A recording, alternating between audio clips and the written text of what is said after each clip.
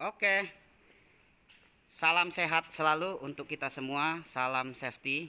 Pada kesempatan kali ini saya akan menjelaskan seputar unit forklift dan cara pengoperasiannya.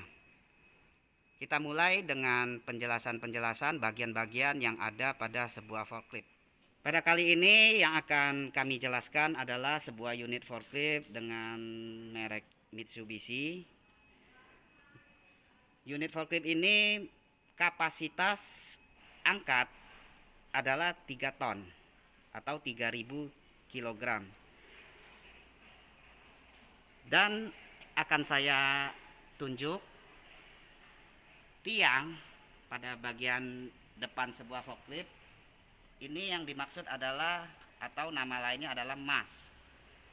MAST, MAST forklift. Yang kedua adalah backrest atau perisai penahan barang-barang. Yang ketiga adalah sepasang garpu yang digerakkan oleh sistem kerja sebuah pompa hidrolik. Dan ini adalah sebuah tabel load 3 ton.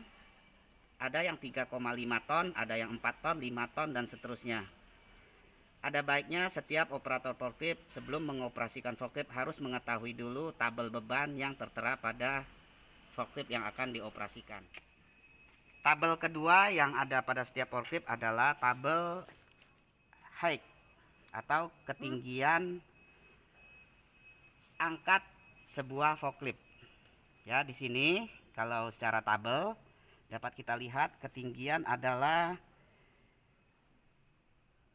6 meter.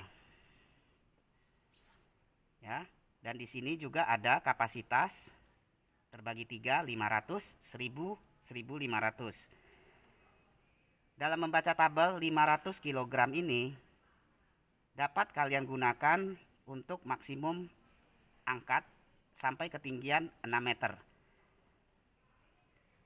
Lain halnya dengan beban 1000 kilo atau 1 ton, maksimum ketinggian yang dapat kalian angkat adalah 4 meter.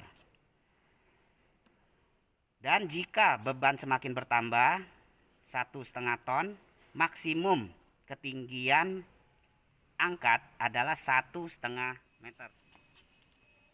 Dan yang terlihat pada gambar ada 3 tuas yang ada pada forklift ini. Tuas yang paling kiri adalah tuas untuk naik dan turun garpu. Yang di tengah adalah untuk mencungkil atau tilt. Yang ketiga adalah untuk geser kiri dan kanan. Dan di bawahnya seperti setiap forklift ada persneleng gigi 1 dan gigi 2. Jika pada saat running wajiblah semua harus pada gigi 1 dulu. Ya. Dan tuas yang sebelah kanan adalah untuk maju dan untuk mundur. Pada setiap forklift pastinya ada parking brake atau rem tangan. Jadi pada setiap forklift tidak beroperasi atau pada saat berhenti disarankan untuk menarik tuas parking rem.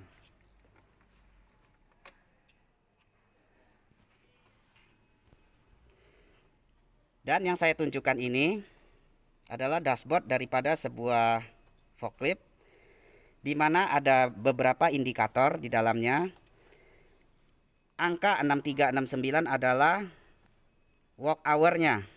Ya, bukan kilometer ya, karena forklift itu maju mundur. Jika pakai kilometer ya tidak tepat. Jadi walk hour.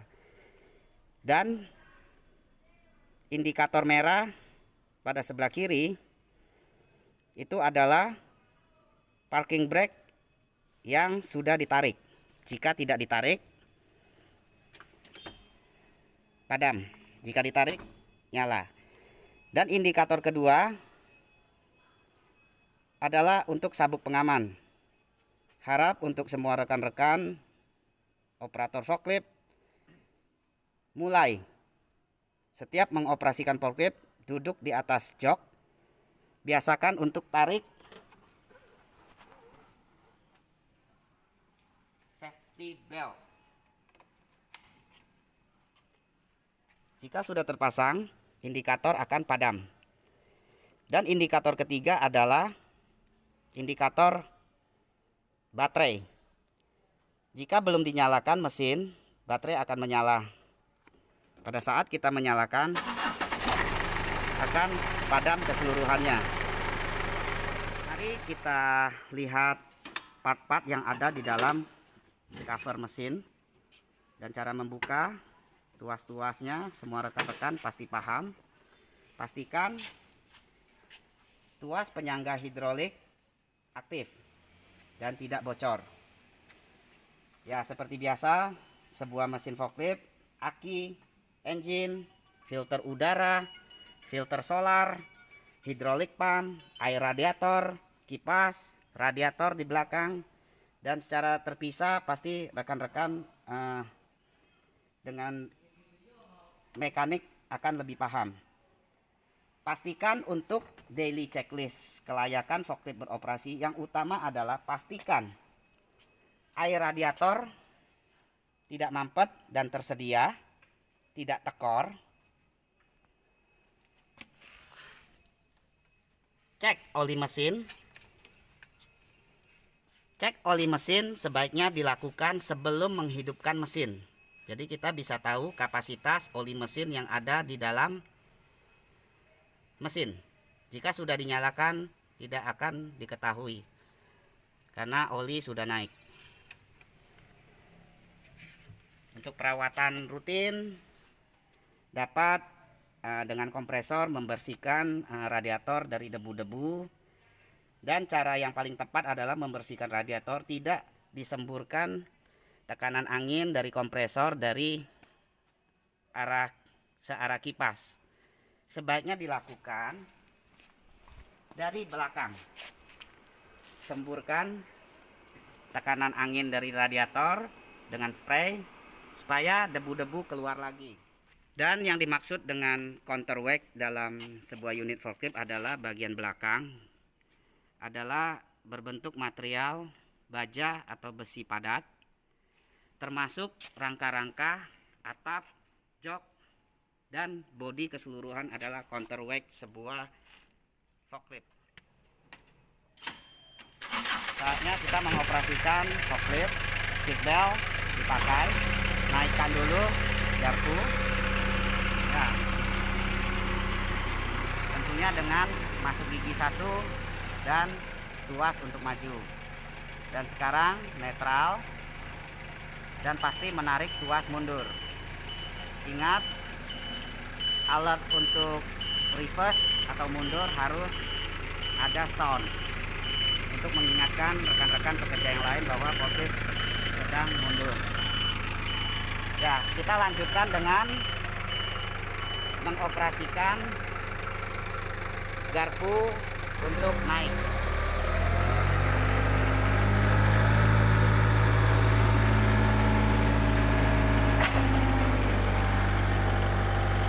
Ya, kita lihat untuk unit forklift ini adalah ketinggian 6 meter.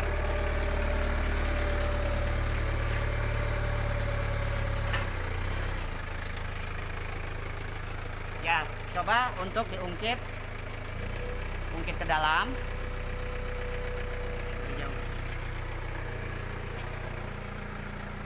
Normal. Enggak berasa. Ya, turun.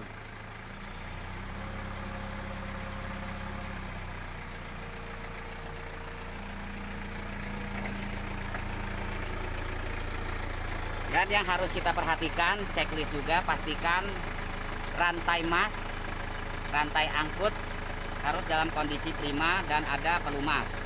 Jangan sampai karat dan ada bagian yang sudah haus. Praktik untuk mengangkut palet berisi barang dengan kapasitas 1,2 ton. Seperti biasa, akurasi pada palet oleh garpu harus betul-betul terlatih. Ya, angkat ketinggian palet 15 sampai 30 cm dari lantai. Jika forklift tersebut melaju, ya maju. Forklift mengangkut beban dan maju, ketinggian palet dari lantai antara 15 sampai 30 cm. Antara palet di barang dengan backrest sebuah forklift, kita lihat pada video ini. Garpu seperti biasa, dan berhubung produk kita adalah produk keramik, umumnya kita tidak seperti consumer good atau produk-produk makanan, kardus-kardus yang selalu ditempel pada backrest. Untuk produk-produk kita umumnya granit, kita menjaga jarak 5 cm sampai 8 cm. Dan kita praktekkan juga peletakan barang pada tumpuk keramik. Dan lokasi yang akan kita tempatkan ketinggian 3 meter. Dan manuver forklift seperti biasa, filling, peletakan produk keramik layaknya dan seharusnya hati-hati tidak terbanting. Ya, menurunkan tuas, hati-hati. Dan manuver pada lorong gudang tidak dapat sekaligus manuver. Umumnya kita akan menaikkan lagi garpu untuk mencari ruang agar manuver dapat sukses.